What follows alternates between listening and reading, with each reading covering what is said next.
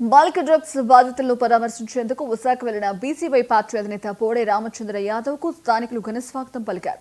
ఈ సందర్భంగా మాట్లాడిన ఆయన గత నెల 5న రాజమండ్రిలో హౌస్ అరెస్టు చేశారని, నక్కపల్లి వెళ్లేందుకు అనుమతి నిరాకరించారని తెలిపారు. తర్వాత హైకోర్టును ఆశ్రయించి అనుమతి పొందినట్లు చెప్పారు.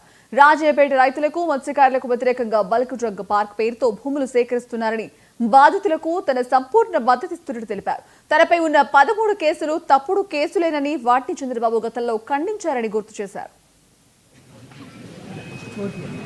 అనకాపల్లి జిల్లా నక్కపల్లె మండలం రాజయ్యపేట గ్రామంలో మత్స్యకారులకు, రైతులకు వ్యతిరేకంగా ప్రభుత్వం అక్కడ బల్క్ డ్రగ్ పార్క్ పేరుపైన అక్రమంగా భూసేకరణ చేపట్టడానికి ప్రయత్నం చేస్తే గత నెల రోజుల నుండి అక్కడ మత్స్యకారులు, రైతులు ఆందోళన చేస్తుంటే వాళ్ళ ఉద్యమానికి మద్దతు ఇవ్వడానికి గత వారం ప్రయత్నం చేస్తే నన్ను రాజమండ్రిలోనే అడ్డుకోవడంతో పాటు అక్కడ స్థానికంగా ఉన్న నాయకులను, రైతులను అనేక రకాలుగా ఇబ్బంది పెట్టే కార్యక్రమం చేస్తే ఈ విషయాన్ని నేను గౌరవ ఆంధ్రప్రదేశ్ హైకోర్టు దృష్టికి తీసుకెళ్ళి పిటిషన్ ఫైల్ చేస్తే 2 రోజుల క్రితము హైకోర్టు వారు చాలా స్పష్టంగా తీర్పునివ్వడం జరిగింది.